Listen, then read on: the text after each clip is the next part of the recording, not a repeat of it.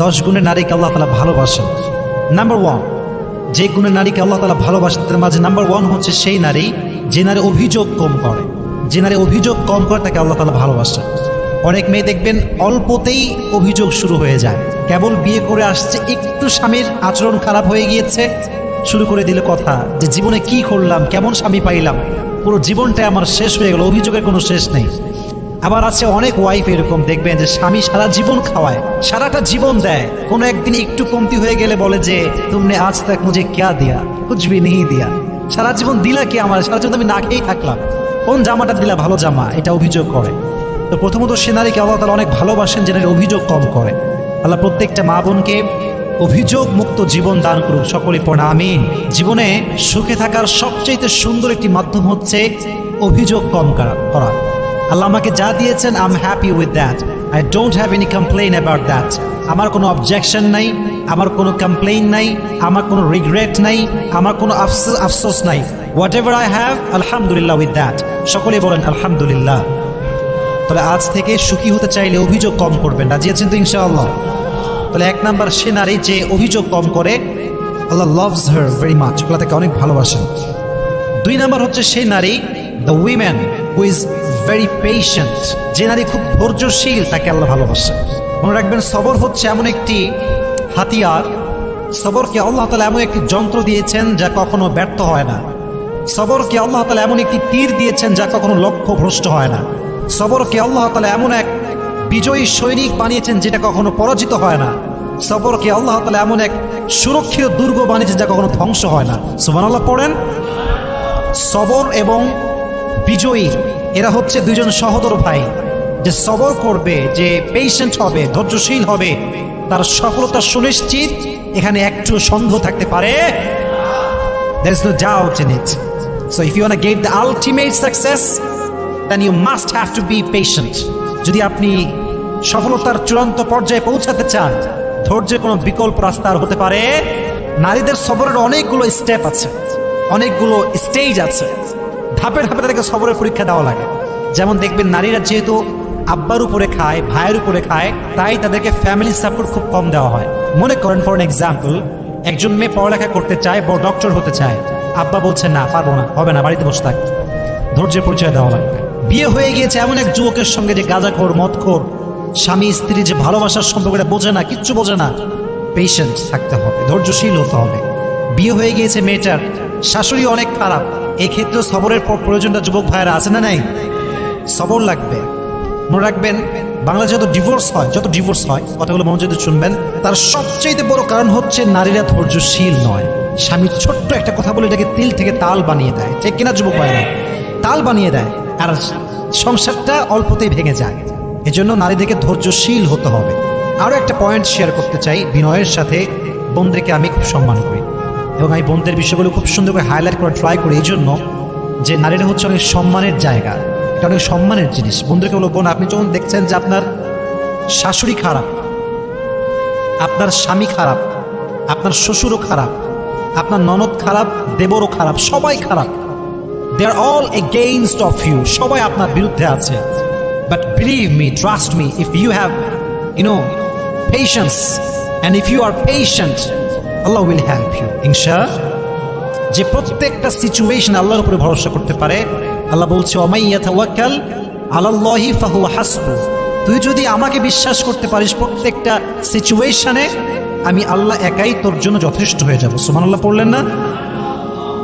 নারীরা হচ্ছে বাই ব্রন একটু ইমোশনাল হয়, আবেগী হয়, একটুতেই আবেগ, একটুতেই কান্নাকাটি, কথা ঠিক কিনা যুবক ভাইরা বলো? একটুতে আবেগী হয়ে যায়। তুমি দেখবা পৃথিবীতে সবচেয়ে বেশি ঠকে হচ্ছে নারীরা। এর কারণ কি জানো? বিশ্বাস করে খুব সহজে। তবে আমি যে পরিমাণ মেসেজ পাই, আমি বুঝতে পারি যুবকরা মেয়েদের সঙ্গে অনেক বেইমানি করে, অনেক গাদ্দারি করে। আমি বলবো বোনদেরকে এই কথা, যে নারীকে কোনো পুরুষ সর্বহারা করে দিয়েছে, তার সম্মানে আঘাত করেছে, কষ্ট দিয়েছে, তার ইজ্জত নষ্ট করেছে, তার সতীত্বে আঘাত করেছে, তার সঙ্গে বেইমানি করেছে, গাদ্দারিও করেছে, এই সব কিছু দেখার পরেও যদি মেয়েটা শুধুমাত্র আল্লাহর দিকে ভরসা করে সহ্য করতে পারে, ধৈর্যশীল হতে পারে, আল্লাহ তাকে এমন একটা উত্তম জিনিস দান করবে যেটা সে কখনো কল্পনাই করতে পারবে না। সুবহানাল্লাহ পড়ে। In every kind of situation, you must have to be patient. যত যাই আসুক, ভূমিকম্প হয়ে যাক, সুনামি হয়ে যাক, টর্নেডো হয়ে যাক, but I will be patient. রাজি আছেন তো ইনশাআল্লাহ? আল্লাহ সবাইকে ধৈর্যশীল হওয়ার তৌফিক দান করুক, সকলেই পড়ে আমিন। তাহলে 1 নাম্বার, যে নারী অভিযোগ করে না। 2 নাম্বার, যে নারী ধৈর্যশীল হয়। কি শীল হয়? এত আস্তে কেন? সবাই বলেন কি শীল? আমরাও সবাই ধৈর্যশীল হব তো ইনশাআল্লাহ। 3 নাম্বার, যেই নারী তওবা করে তাকে ভালোবাসে একজন, আওয়াজ দিয়ে বলেন তিনি কে? এটা সবার ক্ষেত্রে সেম। গুনাহ হয়ে গিয়েছে, হবেই, বিকজ উই আর ম্যানকাইন্ড। আমরা মানুষ, আমরা ফেরেশতা নই, গুনাহ আমাদেরই হবে। হাদিস শোনেন, আল্লাহ বলছে যদি বনি আদম ভুল না করতো, গুনাহ না করতো, এদের সবাইকে আমি ধ্বংস করে আবার নতুন করে মানুষ সৃষ্টি করতাম যারা অন্যায় করতো আর আমার কাছে মাফ চেত। তার মানে বোঝা গেল কুল্লু বনি আদম খাত্তাউন ওয়া খায়রুল খাত্তাইনা আত-তাওয়াবুন। প্রত্যেক মানুষই ভুল করবে, তবে সবচেয়ে উত্তম ভুলকারী হচ্ছে সেই ভুলকারী যে ভুলকারী ভুল করে তওবা করে একজনের কাছে, আওয়াজ দিয়ে বলেন তিনি কে? You must have to be repent whatever you have committed in your life. যা হয়ে গিয়েছে হয়ে গিয়েছে, past is past. আমি সঙ্গে সঙ্গে রবের কাছে তওবা করব। রাজি আছেন তো ইনশাআল্লাহ? Okay, I'm going to share with you the most motivational ayah from Quran.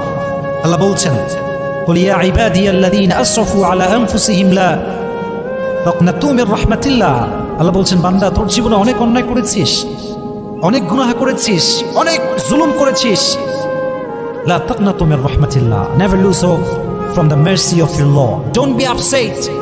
Don't be frustrated. হতাশ হওয়ার কোনো কারণ নাই। আল্লাহ বলছে, just raise your hand. হাতটা তোলো, আল্লাহকে বলো, আল্লাহ I have just done huge sins in my life. অনেক গুনাহ করে ফেলেছি, আল্লাহ তোমার কাছে মাফ চাই। এবার আল্লাহ ঘোষণা দিচ্ছেন, অ্যানাউন্সমেন্ট আমাদের জন্য, ইন্নাল্লাহা ইয়াগফিরু যুনুবা জামিআ। বান্দা তওবা করার সঙ্গে সঙ্গে I will forgive all the sins of his life. আমি আল্লাহ সমস্ত গুনাহ তার মাফ করে দেব। সুবহানাল্লাহ পড়েন। At the same time মাফ করে দিবে আল্লাহ তাআলা। এজন্য তওবা করার দরকারটা যুবক ভাইরা আছে না নাই? আল্লাহ সেই মেয়েকে বড্ড ভালোবাসে যে মেয়ে তওবা করে। 4 নাম্বার, সেই নারীকে আল্লাহ তাআলা বড্ড ভালোবাসেন যে নারী সবসময় পবিত্র থাকে, পুত পবিত্র থাকে। এটার একটা বড় ব্যাখ্যা আছে, তবে আমি খুব প্রিসাইজলি বলছি। স্বামী স্ত্রীর একটি সহবাস আছে যেটা সুন্নাহ সহবাস, এটা জায়েজ, পারমিসিবল। এটা যখন হবে, এটার পরে গোসল করা হচ্ছে ফরজ। গোসল করা যুবক ভাইরা কি এটা বলেন? এটা কি? ইটস কম্পালসারি, এটা করতেই হবে। গোসল আপনাকে করতেই হবে সহবাসের পরে।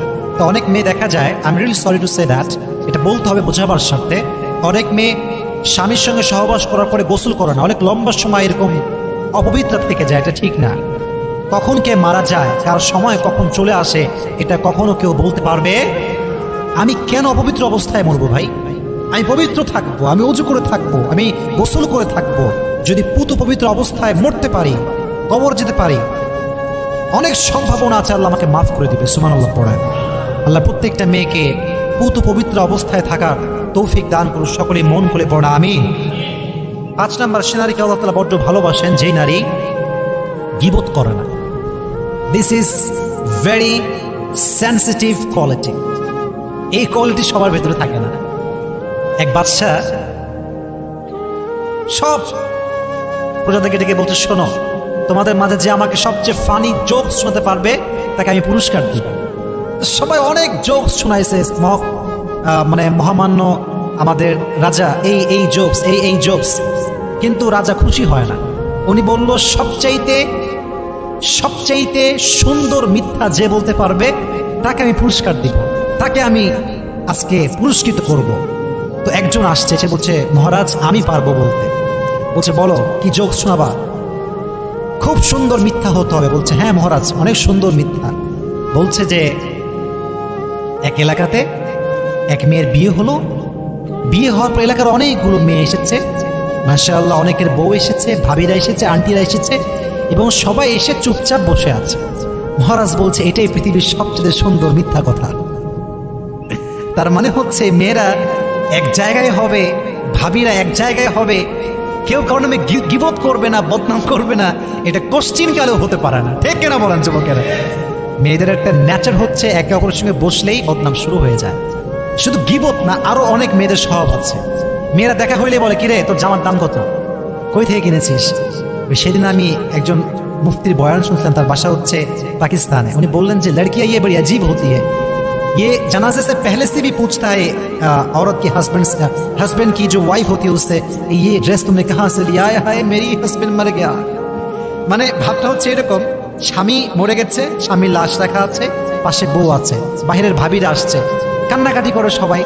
স্বামীও মরে গেছে, বউ কাঁদতেছে, ভাবিরাও কাঁদতেছে, কাঁদতে কাঁদতে বলছে আয় হায় হায়, কিন্তু তোর জামার দাম কত?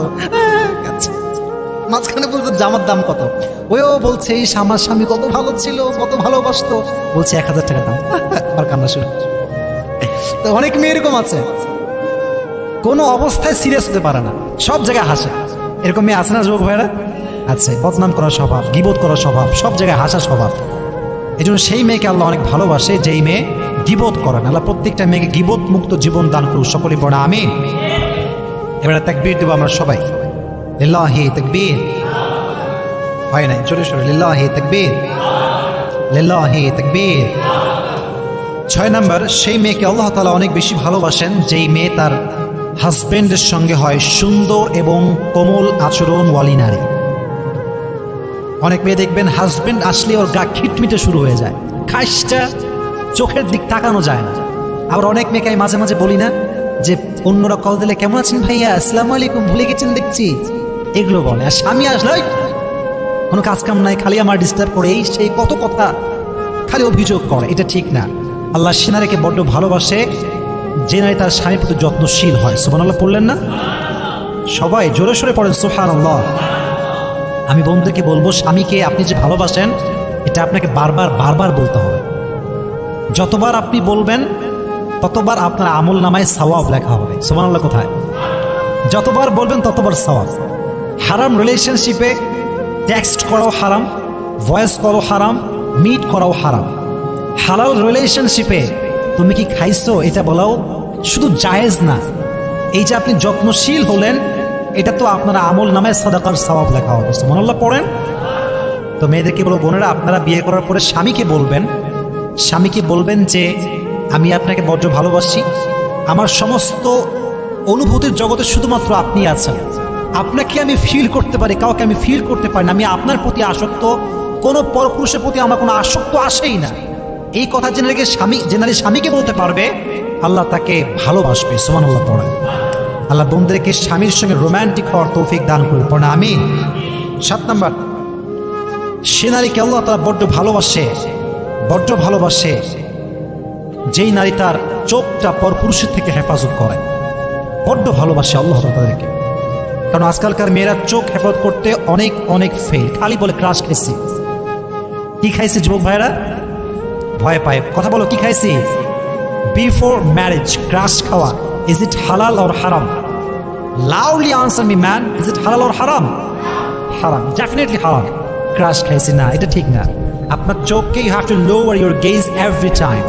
যখনই কোনো পরপুরুষের দিকে চোখ পড়ে গিয়েছে চোখ নামাতে হবে। আল্লাহ আমার বন্ধুদেরকে তৌফিক দান করুন, সকলেই পড়েন আমিন। 8 নম্বর, সে নারীকে আল্লাহ তাআলা বড্ড ভালোবাসেন যে নারী বাসা থেকে বের হওয়ার সময় কোনো পারফিউম ইউজ করে না। That's very important message. অনেক মেয়ে দেখবেন এত বেশি পারফিউম ইউজ করে, I am really sorry to say that, তাদের সুগন্ধিতে অনেক যুবকের চরিত্র নষ্ট হয়ে যায়। ঠিক না বলেন যুবক ভাইরা? এটা খুবই খারাপ জিনিস। একটা সময় আমি খুব অটোতে উঠতাম, এখন তো অটোতে উঠা খুবই কম হয়, বলতে গেলে বহুদিন ওঠা হয় না। তো অটোতে উঠলে আমি একটা জিনিস দেখেছি, অনেক মেয়ে দেখবেন অটোতে উঠে এমন পারফিউম মাখে সামনে যে যুবকটা বসে তার পুরো মাইন্ডসেট নষ্ট হয়ে যায়। এটা খুবই খারাপ জিনিস। আমার বোন থেকে বলো, বোন হাদিসে এসেছে যেই নারী পারফিউম ইউজ করে বাহিরে বের হয় তার পারফিউমের গন্ধ যখন পরপুরুষের নাকে যায়, সে পুরুষের সঙ্গে জেনা করলে যে পরিমাণ গুনাহ হতো তার আমল নামায় সে গুনাহটা লিখে দেওয়া হয়। জোরে বলেন নাউজুবিল্লাহ। আল্লাহ প্রত্যেকটা মা বোনকে বাহিরে যাওয়ার সময় পারফিউম ইউজ করার থেকে হেফাজত করুন, সকলেই পড়ে আমিন। তার মানে কি আপনি পারফিউম ইউজ করবেন না? Of course you can use that, you can use any kind of perfume, but it should be with your husband, in front of your husband. স্বামী আছে যেখানে পারফিউম আছে সেখানে, বাহিরে গিয়ে মাখা যাবে না। আল্লাহ তৌফিক দান করুক, সকলেই পড়ে আমিন। 9 নম্বর, সে নারীকে আল্লাহ তাআলা বড্ড ভালোবাসেন যেই নারী a woman who obeys her husband, যে নারী তার স্বামীকে আনুগত্য প্রবণ হয়ে অনুসরণ করে, তাকে আল্লাহ ভালোবাসে। অনেক মেয়ে দেখবেন স্বামীকে মানতে চায় না, কেমন যেন একটা ভাবসাব, আরে আমার বাপের টাকা আছে, আমার অভাব আছে নাকি, তোকে কেন আমি মানবো। আবার বলে তোকে আমার বাপ ফ্রিজ দিয়েছে, বাইক দিয়েছে, তোর বাড়ির ছাদের ঢালে আমার বাপ টাকা দিয়েছে, আমি তোরে কেন মানবো। এরকম বেয়াদব মেয়ে বাংলাদেশে আছে না নাই? স্বামীর আনুগত্যশীল হতে চায় না, কথায় কথায় স্বামী খোড়া দেয়। আল্লাহ বলে দেখে আমি ভালোবাসি না। যে না স্বামীকে ভালোবাসে, স্বামীর আনুগত্যশীল হতে পারে, স্বামীর কথায় ডানবাম হতে পারে, আল্লাহ তাকে ভালোবাসতে শুরু করে দেয়। সুবহানাল্লাহ। আল্লাহ প্রত্যেকটা মেয়েকে স্বামীর আনুগত্যশীল হওয়ার তৌফিক দান করুন, সকলে পড়া আমিন। আচ্ছা, একটা প্রশ্ন করি, আমি তো শেষের দিকে চলে এসেছি, আমার কথা শেষের দিকে। পৃথিবীতে, ইন দ্য ইউনিভার্স, এই পুরো পৃথিবীতে স্বামী এবং স্ত্রীর মতো এই মধুর সম্পর্ক, ভালো সম্পর্ক, পবিত্র সম্পর্ক দ্বিতীয়টা আর কিছু হতে পারে? সবাই বলেন, হতে পারে? কোরআনে একটা সম্পর্ককে সবচেয়ে দামি সম্পর্ক বলা হয়েছে, এই সম্পর্কের নাম হচ্ছে স্বামী স্ত্রীর সম্পর্ক। সুবহানাল্লাহ। Husband wife relation is the lovely relation in the world. এত সুন্দর সম্পর্ক দুনিয়া তার কোনোটা হতে পারে না। মনে রাখবেন, পৃথিবীতে এমন জীবনসঙ্গী পাওয়া অনেক কঠিন, যে জীবনসঙ্গী আপনার অনুপস্থিতিতেও আপনারই থাকবে, যে জীবনসঙ্গী আপনাকে বাদ দিয়ে কারোর সাথে কথা বলবে না, যে জীবনসঙ্গী আপনার সঙ্গে হাজারটা ঝগড়া হোক, হাজারটা মারামারি হোক, তবুও সে আপনার প্রতি আসক্ত হবে, অন্য কারোর দিকে চোখ তুলে তাকাবে না। ঠিক না বলেন? এরকম লয়াল হাজব্যান্ড, এরকম লয়াল ওয়াইফ, এরকম জীবনসঙ্গী পাওয়া ইটস ভেরি হার্ড। এটা অনেক কঠিন জিনিস। আর পৃথিবীতে জীবনসঙ্গী যদি বেঈমান হয়, এর চাইতে কষ্ট আর আঘাত পৃথিবীতে আর দ্বিতীয়টা কিছু হতে পারে না। ঠিক না বলেন? এটা সবচেয়ে বড় কষ্টের জিনিস। একজন জীবনসঙ্গী মানে হচ্ছে আমার পুরো জীবনের অংশ, সে আমার খাওয়ার মাঝেও সে, আমার ঘুমের